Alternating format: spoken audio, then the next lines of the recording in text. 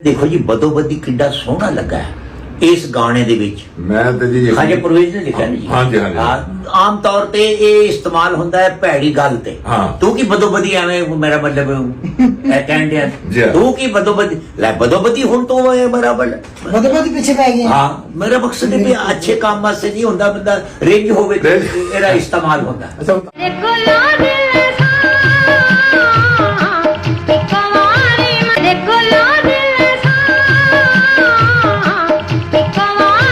अभी जी यकीन करना हाँ। कि ये फिल्म उदों ਅਸੀਂ ਮੈਂ ਕੋਈ 3-4 ਵਜੇ ਵੇਖੀ ਸੀ। हाँ ਮੈਨੂੰ ਖੁਸ਼ੀ ਸੀ। अच्छा तुसी प्लीज है ना कहना हाँ। कि मैं छोटा जिन्ना सा अदा क्योंकि मैं सारे को यही सुननी है मैं जो वो छोटा जिन्ना से ना तो मैं ਤੁਹਾਡੀ फिल्म हाँ जी, देखी लेकिन मैं और गल कर लगे हाँ। नहीं जी मैं देखो मैं जो किया वो ये नहीं किया छोटा जिन्ना मैं ਤੁਹਾਨੂੰ ਕਿਹਾ ਵੀ ਜਦੋਂ ਮੈਂ ਫਿਲਮਾਂ ਵੇਖਦਾ ਸੀ ਨਾ हाँ जी जी।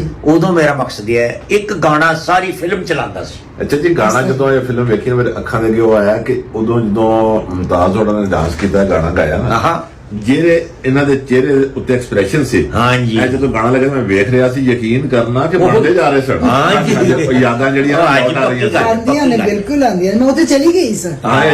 मैं उस सेट पे भी पहुंच गई सा और मेकअप करके तो मुनव्वर साहब का इंतजार हाँ, करती हाँ, क्या हाँ, क्योंकि वो लेट आते सन बिजी बहुत सन जी हाँ। अच्छा मैं तो बिल्कुल नमी सा जी जी जी बिल्कुल